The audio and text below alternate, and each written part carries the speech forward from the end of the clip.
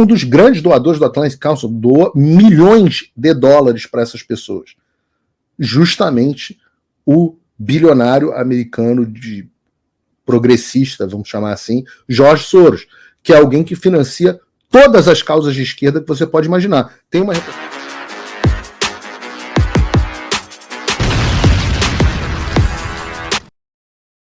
Opa, eu sei que você não aguenta mais ouvir, eu pedi para você fazer o triplo C, curtir, comentar e compartilhar, mas eu peço porque 4 entre cada 10 pessoas sequer estão inscritas no canal e a maioria não ativa as notificações e nem curte o vídeo e isso prejudica o nosso algoritmo. Então ajuda a gente aí, brigadão. Esse respaldo de nível governamental americano, isso não seria possível. Então, nós falamos assim, olha, nós precisamos conscientizar e retirar esse suporte que eles têm, que eles tiveram para agir dentro do Brasil. Ora, neste momento, como é que isso poderia ser feito nos Estados Unidos? Bom, em primeiro lugar, um processo de conscientização dos conservadores. E daí foi uma ofensiva assim, gigantesca. Eu diria que eu fiz todos os programas conservadores de grande nome nos Estados Unidos, né? Eu fiz Tucker Carlson, fiz Steven Crowder, já fiz 3 vezes. Semana passada eu estava lá pessoalmente no estúdio dele, vai ser uma entrevista minha com o Alan, muito interessante. Nós fizemos... Eu fiz Dinesh Souza, fiz Dennis Prager, Patrick Bet-David 2 vezes, Emerald Robinson, Brianna Morello, o que mais? Estou esquecendo aqui. Todas, eu fiz mais de 30 podcasts aqui de grande... Conseguimos emplacar um vídeo na PragerU, então foi um trabalho grande de conscientização. Palestra no CPAC, Eduardo Bolsonaro fez uma palestra brilhante no CPAC, denunciando o que estava acontecendo. É um trabalho de conscientização. Esse trabalho de conscientização também teve que acontecer dentro do Congresso dos Estados Unidos, porque nós tínhamos que conscientizar os conservadores. E qual era o único meio de ação que nós tínhamos aqui? Bom, a presidência está na mão dos democratas. O Biden foi o próprio que causou esse tipo de coisa. O Senado está na mão dos democratas, com maioria democrata.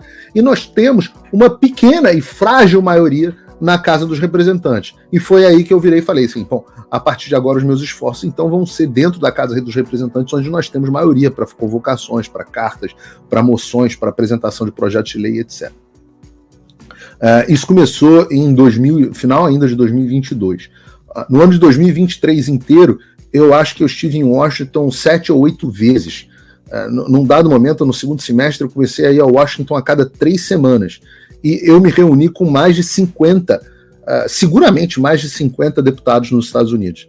E abrimos 2 frentes. Uma no Comitê de Relações Exteriores, capitaneado aí pelo deputado Chris Smith, né, dentro do Subcomitê de Direitos Humanos, e dentro do Comitê do Judiciário, capitaneado pelo republicano Jim Jordan. E nós estabelecemos os primeiros contatos com eles e começamos a tentar chegar ao Elon Musk, que a gente entendia que era um aliado importante, não diretamente, que ele é uma pessoa muito inacessível, mas através de pessoas em comum, amigos em comum. E as frentes começaram a surgir efeito. E não foi uma coisa junta, não foi uma coisa que começou do dia para a noite. Para tudo acontecer, foi necessário um trabalho absolutamente gigantesco de conscientização, de explicação do problema e de construção de relacionamento para explicar a situação do Brasil. E com um plano muito bem delineado. Você tinha pela questão da audiência pública, para que você pudesse tornar público e documento e parte do registro do Congresso dos Estados Unidos o que vem acontecendo no Brasil. Esses registros eles servem como base, inclusive, importantes pessoas não sabem disso, como base para os documentos de pedidos de asilo, de pessoas que estão pedindo asilo aqui, inclusive o Alan dos Santos, quando você tem um presidente de comitê dizendo que o Brasil é difícil do governo americano negar asilo para esse tipo de pessoa por conta da legislação aqui, dos fiscais.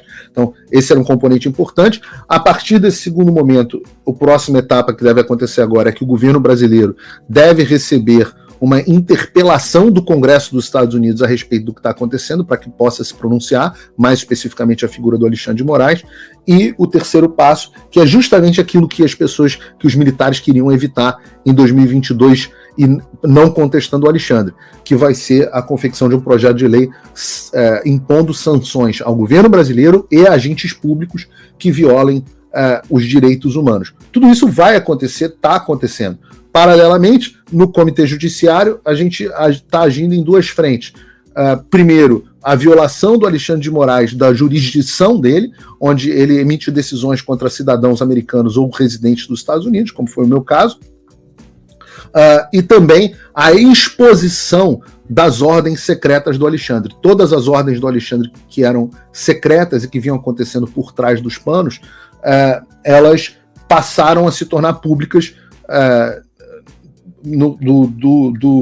através da divulgação do Congresso dos Estados Unidos das ordens do Alexandre. O mundo inteiro viu que eram ordens flagrantemente ilegais, absolutamente sem nenhuma base jurídica. O terceiro passo é que o Comitê Judiciário haja para impedir a cooperação entre as autoridades brasileiras e as autoridades americanas.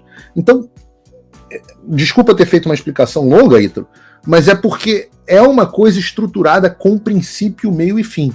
E, obviamente, a cereja do bolo dessa história, tudo fica muito facilitado, não diria que é a única forma, mas tudo passaria a ser facilitado com a eleição do Donald Trump. É claro que as pessoas não entendem, não é assim, o Trump se elegeu amanhã, depois da manhã o Alexandre vai estar com os vistos dele cancelados. Não, existe essa necessidade da formação de consenso, existe a necessidade de conscientização dentro do Congresso, existe a necessidade de produção de documento e material que comprove essa tese para que depois o Donald Trump possa agir. Afinal, o Donald Trump não é um ditador, Donald Trump segue o modelo republicano. De novo, então, desculpa a explicação longa, mas é porque... Não, mas é necessário mesmo, né? Eu queria pegar um gancho que você falou, né? A gente vai tratar desses pontos, né, que você citou, né? As etapas, né? O começo, o meio e fim. Eu quero muito saber mais detalhes sobre isso, né? Mas acho interessante pelo seguinte, né? Você citou aí o caso, né? Você citou o fato é que existe um framework, eu gostei desse termo que você usou, esse framework teórico, né, que fundamenta as ações do Alexandre de Moraes, né, porque as pessoas têm uma certa ilusão, né, de que certas pessoas chaves, pessoas, né, do sistema, eles são como que mestres de marionete, né, eles mexem o resto como se fosse, né, como se fossem autômatos, né, como se fosse robô. E não é, quando você precisa, né, esse processo todo, ele envolve centenas, milhares de pessoas cooperando e se engajando de uma certa determinada maneira. Então você precisa ter, né, um framework que convença essas pessoas de que, de fato, né, agir e se engajar para essa finalidade é algo minimamente, né, que faça sentido dentro da percepção dela, né? Quando a gente fala sobre combate cultural, na verdade é disso que a gente está falando, né? Acho interessante porque quando muita gente fala, enfim, né, eu lembro, eu uso muito esse exemplo, né? Uma vez eu estava falando sobre guerra cultural e o cara falou assim, mas o que ouvir Beethoven ajuda a derrubar o PT? Eu falei assim, não, calma, meu amigo, você confundiu tudo. Você confundiu tudo, absolutamente, né? Então, assim, quando a gente fala de guerra cultural, é isso. É justamente a guerra de você gerar frameworks, você combater esses frameworks, né? Esses enquadramentos. Como é que você traduziria framework em português? Seria... Eu realmente também estava aqui pensando, né? Eu não gosto de usar essas expressões corporativistas, né? Do mundo corporativo, mas o framework seria uma matriz, a matriz de pensamento, vamos chamar assim. Sim, um sistema, né? Um conjunto, né? Princípios, né? Enfim, né? Acho que quando a gente fala framework, as pessoas conseguem entender mais ou menos do que a gente está falando, né? Toda a estrutura teórica. Isso. Né? Fundamentação teórica, talvez. Fundamentação teórica. O ser humano, ele precisa argumentar com base em ideias, né? Você vê, até o Alexandre, para escrever as bobagens que ele escreve lá, ele está lá fundamentando em ideias, liberdade, ele escreve, é muito engraçado isso, porque eles, normalmente, numa peça jurídica, quem estiver acostumado, os advogados que estiverem nos assistindo, eles vão ver, você tem lá o Código Penal, né? E o juiz bota lá, o Código Penal diz isso, e o sujeito infringiu o Código Penal desta forma, portanto, eu vou determinar tal sentença. O Alexandre nunca cita o Código Penal, porque as pessoas que ele persegue não de fato cometeram nenhum crime. Então, em substituição ao Código Penal, ele escreve em caps lock, em negrito, liberdade de expressão não é liberdade de agressão. Entre aspas. E eu acho engraçado que existia o termo direita caps lock, né? Que aquelas pessoas escreviam os comentários. Mas o Alexandre é o cara do caps lock. Liberdade de expressão não é liberdade de agressão. Liberdade de expressão não é liberdade de não sei. E aí ele coloca como se você tivesse violado aquele direito, aquele artigo da lei, do decreto alexandrino, e, portanto, você deve sofrer as sanções do Estado. Toda essa ideia, isso é importante que as pessoas entendam, quando a gente está falando de guerra cultural, Ítalo, até 5 anos atrás, 5 anos, havia um consenso no Ocidente sobre liberdade de expressão. Claro, ela tem graus maiores ou menores, nos Estados Unidos para a Alemanha, por exemplo, o grau é diferente, é uma justiça dizer isso. Mas no Ocidente, você tinha a ideia de que você não poderia proibir um jornalista de dar a sua opinião. Você não puniria as pessoas pelas opiniões que elas expressassem na internet. Que os agentes públicos poderiam sofrer crítica e que a crítica ao agente público é fundamental para a manutenção da democracia. É um dos importantes freios e contrapesos do sistema democrático que a gente tem. Isso tudo era um consenso. Você falar sobre um jornalista com mandado de prisão por ter falado o que quer que seja, cometido qualquer que seja o crime de calúnia, vamos suportar que tenha havido crime de calúnia, injúria e difamação contra o Alexandre de Moraes. Você tem um jornalista preso com mandado internacional de captura nominalista da Interpol por conta disso, era absolutamente impensável até 5 anos atrás. Tanto que a esquerda tem a necessidade, os jornais têm a necessidade de classificar pessoas como Alan dos Santos como blogueiros. Quando tradicionalmente os grandes jornalistas do mundo não eram formados em jornalismo. Vou dar um exemplo aqui, até para a esquerda ficar feliz. Por exemplo, Ricardo Boechat era formado em jornalismo. O próprio Olavo de Carvalho, né, que foi jornalista durante muito tempo, começou a carreira como jornalista, nunca teve diploma de jornalista. E ele dizia, ninguém que trabalhava no jornal tinha diploma como jornalista. Franklin Martins, da esquerda. Franklin Martins. Até para dar exemplos para a esquerda. Né? Ninguém tem dúvida que o Ricardo Boechat era um dos grandes âncoras do Brasil, jornalistas, etc. Nunca teve. Aqui nos Estados Unidos, um dos âncoras mais assistidos, né, o Sean Hannity, não é formado em jornalismo, era um cara que era peão de obra. O Tucker Carlson é formado em história. Então, assim, não existe isso. Essa é uma invenção. Né? Por que eles têm que recorrer a esse expediente? O Glenn Greenwald, prêmio Pulitzer, não é. O Glenn Greenwald é advogado.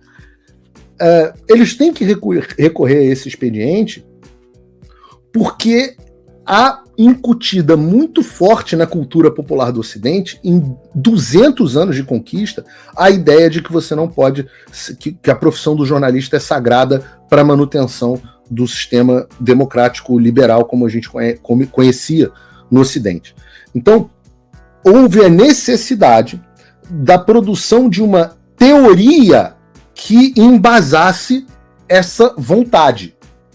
Quem produziu essa teoria, utilizada pelo TSE, inclusive com fornecimento mesmo, né? Você tem o Atlantic Council trabalhando junto com o Tribunal Superior Eleitoral. Foi essa instituição que é o Atlantic Council. Quem é um dos grandes doadores do Atlantic Council? Doa milhões de dólares para essas pessoas.